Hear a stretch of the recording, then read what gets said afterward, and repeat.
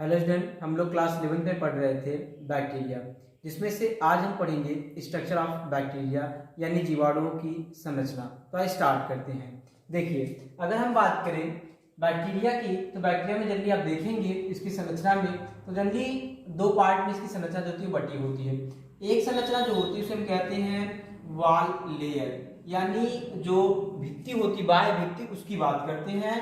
और दूसरी जो संरचना होती है वो क्या होती है? मैट्रिक्स की। मैट्रिक्स और उसी को हम क्या कहते हैं भाई? प्रोटोप्लाज्म। प्रोटो मैट्रिक्स जो होती है वो होती है, ठीक है ना, ये चीजें होती है। देखिए, मैट्रिक्स मतलब क्या होता है? मैट्रिक्स मतलब जो उसके अंदर भरा हुआ साइटोप्लाज्म होता है, उसके द्रव्य, उसकी बात की जाती है। अगर हम आज जो बात करेंगे वो जनरली बात करेंगे वॉल लेयर के विषय में, यानी कि जो उससे बाहर से जो बैक्टीरिया होती है उसको बाहर से क्या क्या चीजें जो होती है वो कवर करती है। तो आप सभी जानते हैं कि किसी भी सेल के सबसे बाहर में क्या पाई थी भाई? जनरली सेल वॉल होती है, ठीक है ना, ये चीजें होती है।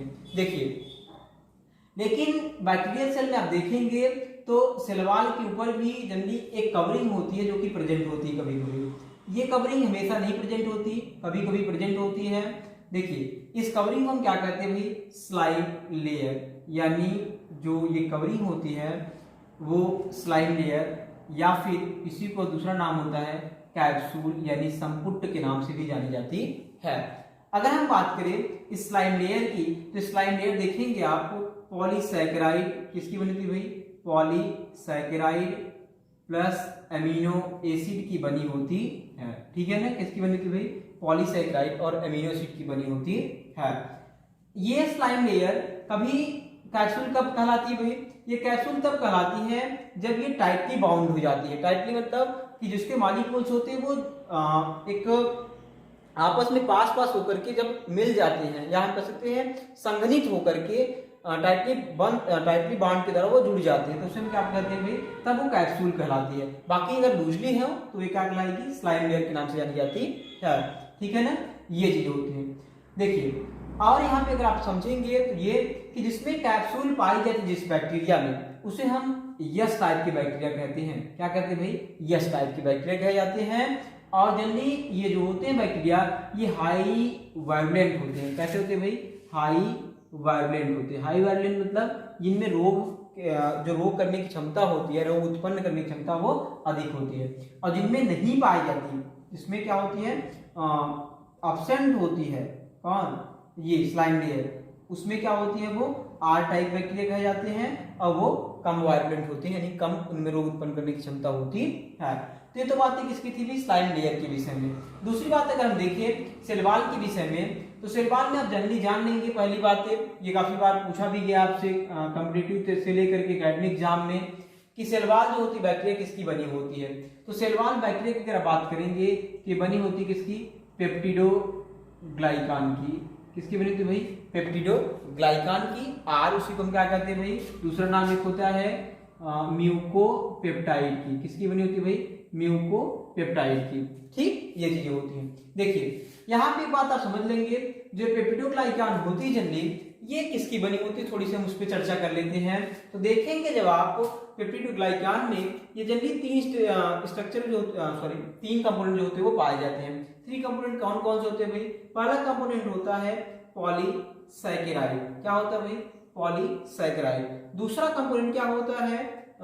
एमिनो एसिड, ये होता है, ठीक है ना।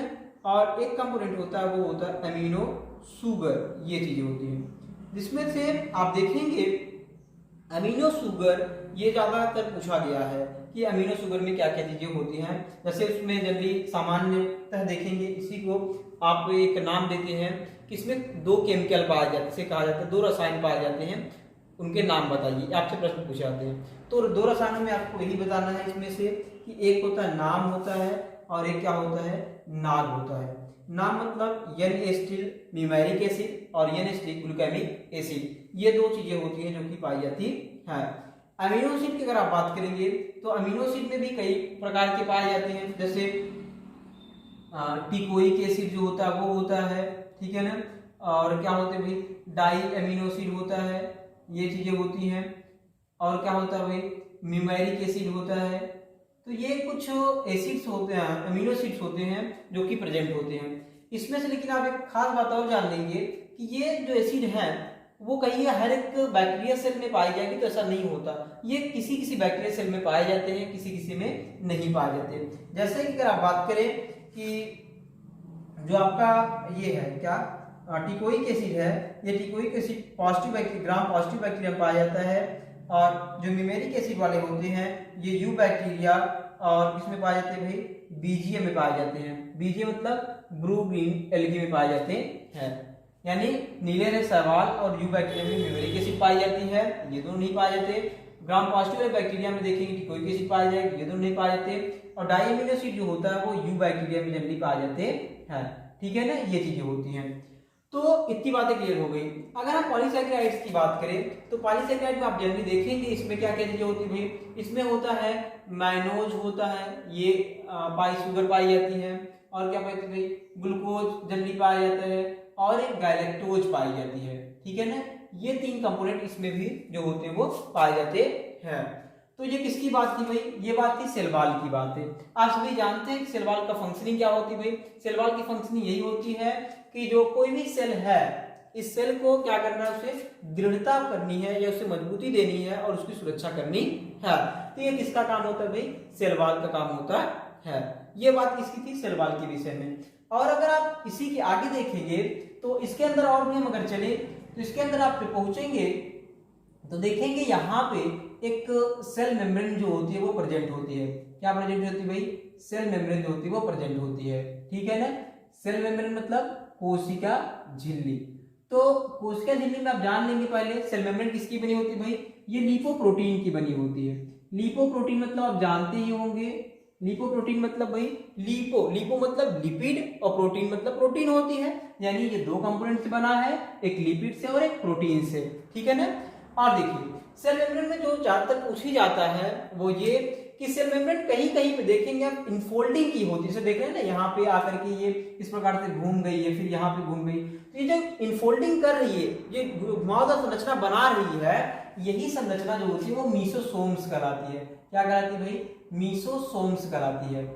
ये मीसोसोम्स जो होते हैं, जैसे यूकैरियोटिक सेल में जो माइटोकॉन्ड्रिया होती है, और माइटोकॉन्ड्रिया के अंदर क्या करता है कि श्वसन एंजाइम पाए जाते हैं, और ये श्वसन एंजाइम क्या करते हैं कि श्वसन क्रिया में भागीदार होते हैं या श्वसन क्रिया को कराते हैं, सहायता करते हैं। उसी प्रकार से प्रोकैरियोटिक सेल में मीसोसोम जो होता है वो श्वसन के लिए रिस्पॉन्सिबल होता है, यानी इसी के मदद से जो बैक्टीरिया होती है वो श्वसन की क्रिया जो होती है वो करती है।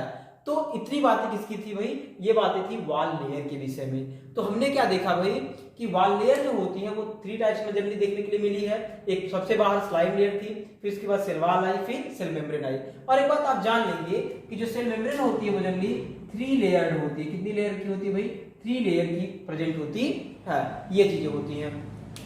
अब हम इसके आगे अगले वीडियो में देखेंगे कि फ्लैजला क्या होती है, फिम्ब्रिया सेक्सपाइराई क्या होती है, और उसके बाद हम चलेंगे इसके अंदर जो मैट्रिक्स है उस मैट्रिक्स में क्या क्या चीजें जो होती है वो प्रेजेंट है। तो आज के लिए इतना ही, अब हम अगले वीडियो में मिलेंगे। Thank you.